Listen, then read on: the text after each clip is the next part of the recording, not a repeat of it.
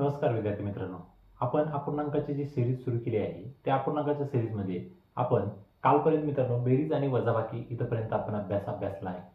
तर आज आपण त्याच्या पुढे पाहणार आहोत की जर अपूर्णांक असेल तर अपूर्णांकाचा गुणाकार कसा करायचा आणि भागाकार कसा करायचा ते आज या ठिकाणी आपण पाहणार आहोत.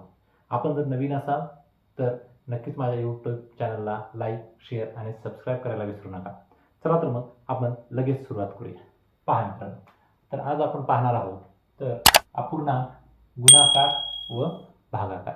गुणाकार आणि भागाकार कसा करायचा अपूर्णांकाचा ते पाहूया. सर्वप्रथम पाहणार आहोत आपण गुणाकार.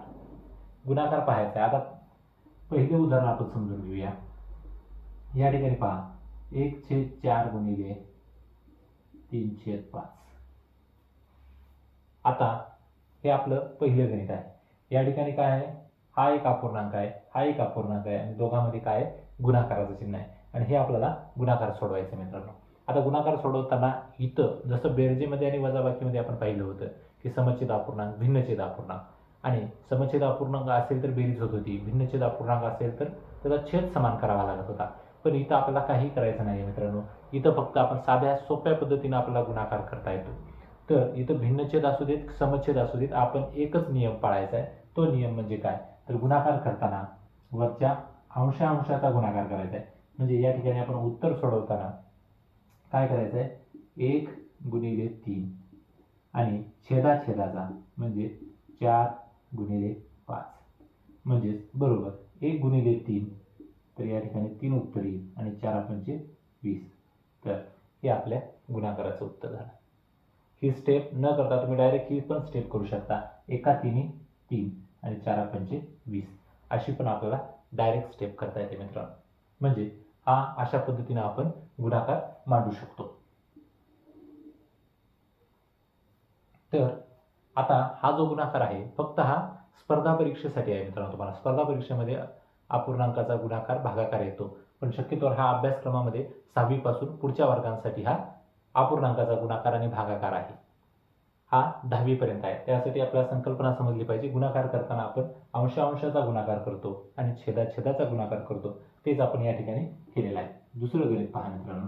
अशाच प्रकारचं आपण दुसरं घेऊ.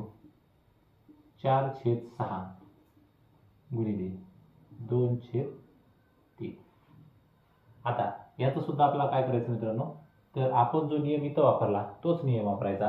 अंशाचा गुणाकार म्हणजे 4/2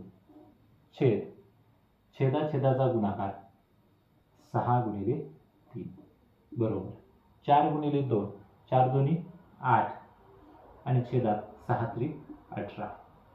आता हे पण उत्तर असू शकतं किंवा आता 8 आणि 18 हे कुठल्या तरी एका पाड्यात येतात मित्रांनो. कुठला येतात पहा, तर निश्चितच बरोबर तर बेच्या पाड्यामध्ये येतात. बेच्या पाड्यात 8 पण येतात, 18 पण येतात. दोन्ही समसंख्या आहेत, त्यामुळं या दोन्ही समसंख्यांना 2 ने निश्चितच भाग जातो. म्हणून याला सुद्धा आपण 2 ने भाग दिलं तर 2×4 8 आणि 2×9 18 म्हणजे 4/9. पर्यायामध्ये आपल्याला काय उत्तर आहे, 8/18 असेल तर त्याला गोल करायचं आपण, आणि जर 4/9 असेल तर याला आपल्याला असं भागात भाग देऊन असं आपल्याला उत्तर काढावं लागेल. हे पहा, ते झालं आपलं दुसरं गणित. पुन्हा तिसरे गणित आपण अभ्यासूया अशाच प्रकारचं. 2/7 गुणिले 3/2. आता पहा, इथं छेद मोठा आहे म्हणून हा छेदाधिक, इथं अंश मोठा आहे म्हणून हा अंशाधिक. गुणाकार कसा जरी असला मित्रांनो तर आपण एकच नियम लक्षात ठेवायचा आहे, अंशाचा गुणाकार छेदाचा गुणाकार. म्हणून अंशाचा गुणाकार या ठिकाणी पण 2×3 आणि छेदात 7×2 आणि म्हणून 2×6 आणि 7×2 14. आता पुन्हा 6/14 आले. 6/14 पुन्हा कुठल्या तरी एका पाड्यात येतात. तर कुठल्या पाड्यात येतात, बेच्या पाड्यात. मग हे 2×6 2×7 14 म्हणून 3/7. तर अशा प्रकारे मित्रांनो आपल्याला गुणाकार सोडवता येतो. म्हणून जो नियम सांगितला तो मात्र आपण नेहमी लक्षात ठेवला पाहिजे. समोर आता पाहूया मित्रांनो आपण आता भागाकार कसा करायचा, अपूर्णांकाचा भागाकार. पहा, तर 2/4 गुणिले 4/3. सर आपण इथं भागाकार करतोय, तर आपल्याला इथे काय करायचं आहे? भागाकार. तर 2/4 भागिले 4/3 हे तुम्हाला दोन पद्धतीने सोडवता येईल मित्रांनो. आता दोन पद्धतीने कसं सोडवायचं ते आता सर्वप्रथम बघा. आता गुणाकारामध्ये जसं आपण शिकलं होतं की अंशाचा गुणाकार करायचा, छेदाचा गुणाकार करायचा, पण इथं आपण काय करायचं मित्रांनो, जे आपल्याला अपूर्णांक दिलाय त्यामध्ये भागाकाराचं चिन्ह आहे, भागाकार करायचा. तर तो कसा करायचा बघा. हे 2/4 जशास तसे लिहायचे आणि इथं जो भागाकार आहे त्याला काय करायचं आपण? गुणाकार द्यायचा आणि गुणाकार देऊन आता त्याच्या समोरचा जो अपूर्णांक आहे त्याला पूर्ण उलटा करायचा. हा उलटा केला म्हणजे छेदामधले 3 वर अंशात आले आणि अंशातले 4 कुठे आले? छेदामध्ये आले. आता पहा, आता आपला गुणाकाराचा नियम अंशाचा गुणाकार आणि छेदाचा गुणाकार इथं आपण करू शकतो. 2 गुणिले 3 आणि छेदात 4 गुणिले 4 म्हणजे 6 आणि 4 16.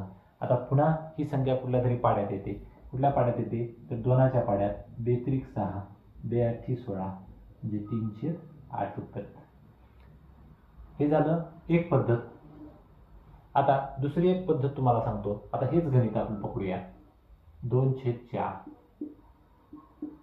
भागिले 4/3 हे तुम्हाला निश्चितच समजलं असेल. आता त्याच्या पुढे पण पहा. तर इथं सुद्धा आपण काय करायचंय?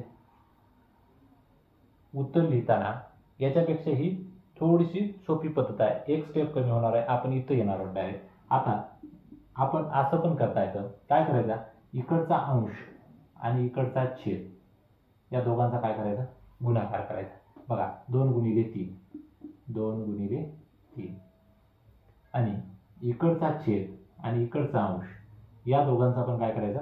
गुणाकार करायचा. म्हणजे 4 गुणिले 4. आता पहा 6 4 16 म्हणजे ही स्टेप आपली आली आणि पुन्हा हे 2च्या पाड्यात येतात. 6 2 16 म्हणजे 3/8. इथं पण 3/8, इथं पण 3/8. म्हणजे एकच गणित आपल्याला दोन्ही पद्धतीने करता येते. एक तर या भागाकाराऐवजी इथं आपण गुणाकाराचं चिन्ह द्या. गुणाकाराचं चिन्ह देऊन आपण त्याला अंश ते छेद आणि छेद ते अंश संख्या बदलून घ्या आणि आपल्या गुणाकार पद्धतीने आपण करू शकतो. किंवा हे आपण असा तिरप्या पद्धतीनं गुणाकार करून हे भागाकाराचं उत्तर आपल्याला काढता येईल. अशा प्रकारे पहा. आणखी एक उदाहरण आपण अभ्यासूया या ठिकाणी.